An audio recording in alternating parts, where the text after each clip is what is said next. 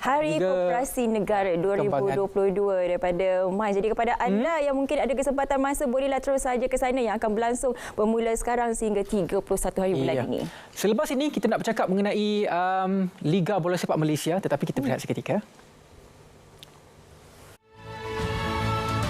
Malaysia Sports League ataupun MSL, sebuah inisiatif baru pembudayaan untuk bersukan khususnya bagi golongan belia, menyasarkan penyertaan 133,000 orang dan 2,232 program yang memberi manfaat kepada 5 juta penyertaan di seluruh negara.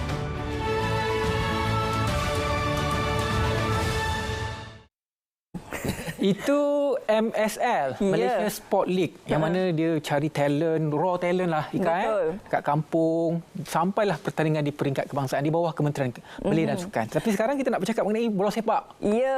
Semenjak ni 2-3 minggu ni, ini memang hangat diperkatakan di media sosial. Kalau kat kedai-kedai makan tu, hak yang laki-laki main bola ini yang akan disembangkan oleh mereka. Yang tak main bola pun boleh sembang juga kan? Mengenai penstrukturan semula, apa yang distrukturkan semula, pro and con-nya bagaimana, kita nak terus saja bertanya kepada orang yang tepat.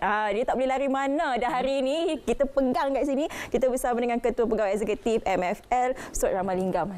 Selamat pagi. Selamat pagi. Terima kasih kerana menjemput. Terima kasih kerana sudi hadir ke sini. Tu sihat kan? Sihat dan sejuk. Sihat dan sejuk. Tapi itulah, topik ni panas. Panas. Kalau kita tengok soalan-soalan daripada penonton tu, panas. Panas. Dia sebab apa? Satu, bola sepak ni dia macam sukan utama dekat Malaysia. Apa sahaja bola sepak. Lagi-lagi kalau pasukan Malaysia berjaya ke final ke, peringkat terbangsa ke, stadium Bukit Jalil tu kita dapat rasakan like ini sebenarnya Malaysia semangat itu kan. Betul. Tapi itulah, sebelum kita berbicara lebih lanjut, mungkin bagi mereka yang baru saja nak mengenali dunia bola sepak ini, tiba-tiba dikejutkan dengan penstrukturan semula. Apa yang distrukturkan semula tu, Tuan? Struktur semula adalah ekosistem kita. Banyak yang dibincangkan adalah mengenai topik-topik Liga Super, Liga Premier ni. Tetapi dalam perstrukturan semula Liga Malaysia, proposal bentangan daripada Sekretariat MFL yang telah diluluskan oleh rakan kongsi juga adalah pembentukan semula daripada peringkat akar umbi juga, di mana penambahan perlawanan di peringkat bawah 19, bawah 21 yang mungkin sedikit tidak mendapat perhatian, tetapi juga penambahan perlawanan di sana yang akan memberi peluang kepada akar umbi dan juga bakat-bakat muda untuk menonjol dengan jumlah perlawanan yang lebih besar. Dan semakin lama semakin ke atas, kita pun ada sistem bola sepak Liga Amateur, AFL, dan kerjasama MFL untuk menggerakkan perubahan semula, sebab di Malaysia ni kita ada 18 kelab profesional sahaja. Itu menjadi satu kolam yang agak kecil untuk memastikan industri bola sepak boleh dikembangkan.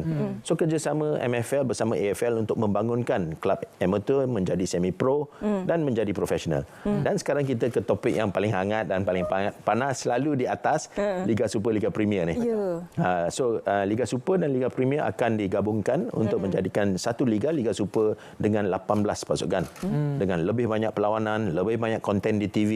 RTM pun menunjuk perlawanan-perlawanan Liga Super kita, dan juga menjadi medan untuk kita melonjakkan industri bola sepak kita, industri utama iaitu industri bola sepak dan industri sampingan yang membantu industri bola sepak dilonjakkan ke tahap yang lebih tinggi. Tapi dalam industri bola sepak ni, isu keuangan antara isu yang hangat daripada dulu sampai sekarang. Betul. Jadi adakah dengan penstrukturan semula ini dia mampu untuk mengukuhkan kedudukan keuangan setiap pasukan?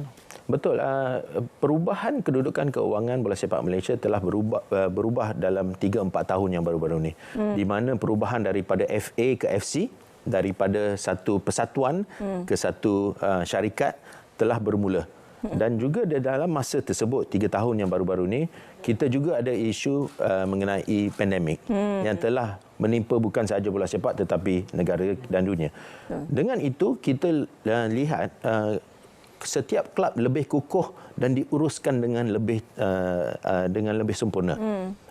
kita tengok juga daripada pengurusan Liga, semakin kurang juga isu-isu dalaman kelab di mana isu-isu gaji, isu-isu keuangan yang dulu menjadi stigma bola sepak kita semakin kurang. Adakah dia sudah hilang? Belum lagi. Tetapi dengan perstrukturan baru ni, kita lihat memberi peluang untuk to commercialize liga kita dan kelab bola sepak kita dengan lebih moden, dengan demand-demand dan perubahan evolusi digital yang memberi peluang kepada setiap pasukan untuk membentuk semula kelab bola sepak profesional dengan keuangan saya rasa yang lebih kukuh dalam masa hadapan. Yalah, bila kita bercakap mengenai penstrukturan semula, kita akan keluar daripada zon selesa kita. Kita sebagai orang luar ni, kita hanya mampu bercakap, memberi komen, tuntang. Tapi apa yang paling penting sendiri ialah pemegang taruh itu. Bagaimana sebenarnya penerimaan mereka sendiri? Agak positif. Di dalam semua penstrukturan ada, sebagaimana you katakan tadi, we have to work outside of our comfort zone. Bila kita dalam comfort zone kita dah dalam area yang selesa. Perubahan bola sepak Malaysia secara drastik sebegini tidak pernah dilakukan. Dan pertama kali lonjakan atau injection yang diperlukan kepada industri kita. Surely there will be people that are uncomfortable with it. Tetapi secara dasar ini keperluan bola sepak semasa. Dan persetujuan semua pihak kita terima. Walaupun ada sedikit kerisauan area-area tambahan perlawanan, tambahan ini, tetapi juga pasukan-pasukan tahu intipati bola sepak bukan sahaja tambahan perlawanan tetapi tambahan peluang. Bila you ada lebih perlawanan, you ada lebih home game, you boleh generate lebih banyak revenue. Dan peluang di sini adalah untuk memastikan fixed cost setiap pasukan adalah gaji. Gaji dibayar untuk 11 bulan. Tak kira main 2 perlawanan atau 20 perlawanan atau 200 perlawanan, gaji adalah sama. So di sini juga menjadi input kepada setiap pasukan untuk mempamerkan persembahan yang bagus, create better fan engagement, create more match day revenue untuk memastikan setiap klub boleh mengukuhkan kedudukannya. Tapi tadi bila bercakap mengenai pertambahan jumlah games tadi itu, jadualnya bagaimana? Jadual amat padat. Ya. Tahun ini pun kita bermula, walaupun kita di dalam endemik sekarang, dan kita mula tahun ini di dalam zaman pandemik, di mana pada awal 2 minggu pertama kita ada 16 pertukaran postponement of games. Di sini menjadi isu dengan penundaan perlawanan disebabkan SEA Games, dengan adanya AFC Champions League di Malaysia, AFC Cup di Malaysia dan AFC Asian Cup Qualifiers yang telah pasukan kebangsaan telah qualify for Asian Cup selepas 40 lebih tahun. Dia menjadi satu tahun yang amat positif daripada segi result, tetapi amat padat daripada segi penaguhan disebabkan pandemik dan disebabkan perlawanan antarabangsa yang saya sebutkan tadi. Dengan itu saya harap tahun depan kita dapat caturkan tahun dengan lebih teliti disebabkan kita tak ada isu pandemik yang melanda. Tetapi kita juga ada kerisauan. Every year kita ada haze yang akan menziarahi Malaysia. Dan kita perlu ada planning jikalau ada berlakunya apa-apa yang tidak diingini, kita dapat sediakan dalam jadual. Dia seolah-olah apabila Tuan bercakap mengenai perlawanan makin banyak, maksudnya kolamnya masih lagi sama tetapi bakat dalam kolam itu makin banyak. Betul. Bakat yang kita akan gilap itu makin tinggi. Tapi dari segi awal tadi Tuan cakap kolam kita ini kecil. Jadi adakah dengan perstrukturan semula ini mampu untuk membesarkan kolam talent kita tu? Betul. Dengan dua pergerakan. Satu pergerakan adalah dengan permulaan Liga baru, iaitu Liga Simpanan kita. Liga bawah 23. Disebabkan Premier League dan Super League kita, di bawah Premier League kita ada Liga bawah 21. Liga bawah 21 ini adalah jarak daripada Liga bawah 21 ke Premier League dan Super League agak besar. Dan menjadi selepas 21 ni, ramai player hilang daripada radar. Liga bawah 23 ni menjadi medan untuk memberi playing time untuk pemain-pemain bersedia diri ke Liga Super. So ini Liga Pembangunan yang lagi satu dan Liga Penyediaan sebelum masuk ke Liga Super.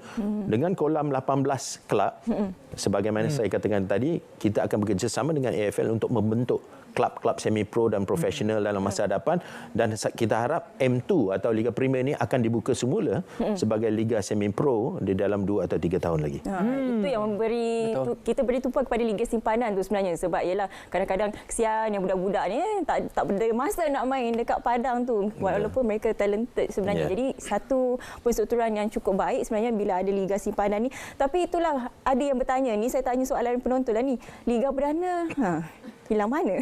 Liga Perdana tu dimansuhkan sementara. Sementara. Disebabkan di dalam liga mana-mana di Europe atau di negara Jepun, Vietnam, Thailand, negara-negara yang maju di rantau kita atau di benua kita, kita tahu struktur liganya dipenuhi oleh klub-klub profesional. Di Malaysia hanya 18. Tetapi itu menjadi cabaran dan tanggungjawab MFL bekerjasama dengan AFL untuk membentuk lebih banyak klub amatur sekarang ke semi-pro dan profesional. Ini akan menjadi pintu kepada M2 dibuka semula untuk dijadikan landasan ke semi-pro, dan tidak tahu dalam masa 4-5 tahun selepas dibuka mungkin M2 pun akan jadi pro. Dan industri kita kolam yang 18 akan berkembang menjadi 20, 30, 40, 50. Ya. Mungkin kita boleh juga berikan pemahaman di luar sana, sebab duk sembang-sembang kata kota pemain impor banyak, tapi tu pilihan. Pilihan. Tuan kena teranglah tuan. Kadang-kadang terang tak boleh kena lukis kan. Betul. Kadang-kadang pemahaman penyokong disebabkan baca headline. Dia tak baca isi kandung. Menjadi satu kekeliruan. Undang-Undang 9 yang telah dikomunikasikan oleh MFL, Undang-Undang 9 itu sudah wujud. JDT, Terengganu dan juga Selangor sudah menggunakan pakai 9 foreign player dalam liga. 5 di Liga Super dan 4 di Liga Premier daripada 2-3 tahun yang kebelakangan ini. Dan juga pada masa itu dijadikan satu protes atau satu undang-undang yang tidak rata antara pasukan, disebabkan pasukan lain ada 5, 3 pasukan ada 9. Di sini kita telah memansuhkan undang-undang tersebut dan memberi peluang kepada semua ambil 9. Tetapi kota bukan kemestian. Kota tu ikut kemampuan sendiri. Di dalam liga kita di mana liga di luar negara pun ada Manchester City atau Brentford, di Malaysia pun ada tim yang ada kemampuan dan ada tim yang sederhana dan ada tim yang sedang membangun. Di sini kita tahu dengan ada tahap-tahap pasukan ini, dia ada juga objektif yang berbeza. Bayangkan tahun ini Kuala Lumpur, Kedah dan JDT bersaing di peringkat Asia dan mencabar diri untuk menaikkan nama negara di peringkat Asia. Kita perlu membantu pasukan ini untuk menaikkan taraf bola sepak Malaysia secara keseluruhan. Dengan cabaran Kuala Lumpur, Kedah dan juga JDT tahun ini dengan persembahan yang baik melangkah ke knockout stages kedua kejohanan ini, membuka peluang dan ruang untuk semua pasukan Malaysia bersaing di peringkat Asia tahun depan dan lebih banyak slot kita akan dapat. So kita ada juga pasukan yang ada objektif yang berbeza. Ada pasukan yang hanya nak sampai ke quarter finals atau nak sampai semi final, dia belum lagi sedia nak cabar nombor 1 liga atau menang piala, tetapi dia sedang membangun. Dia pun ada objektifnya dan kemampuannya sendiri. Okey, dari segi pengurusan pula kan, setiap pasukan ini mungkin diuruskan oleh pemegang taruh ataupun negeri masing-masing lah, pasukan masing-masing. Cuma di peringkat MFL, apa yang MFL lakukan ataupun ada sedikit attachment dengan pengurusan di peringkat negeri untuk memastikan keseimbangan antara semua 18 pasukan tadi? Our job is to ensure kita ada even playing field. Daripada financial distribution, daripada perundangan dan daripada pengendalian liga. Dan di sini dengan pembaharuan ini kita dah sama ratakan semua peraturan, sama ratakan semua peluang untuk semua pasukan untuk bersaing di peringkat tertinggi. Kita tahu Sabah, for example, bukan pasukan yang boleh challenge dalam liga. Dengan pertukaran struktur dalaman, dengan pengambilan jurulatih dan pemain, sekarang Negeri Sembilan, Sabah sudah bersaing dan sudah juga melepasi mungkin Terengganu dan Kedah yang dulu menjadi pesaing paling rapat dengan JDT. Dengan itu perundangan sama rata. Keuangan pula, perstrukturan ini membuka peluang untuk MFL bekerja keras untuk mencari keuangan baru dengan penambahan perlawanan.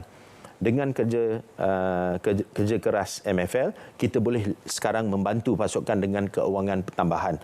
Jikalau semua rundingan berjaya.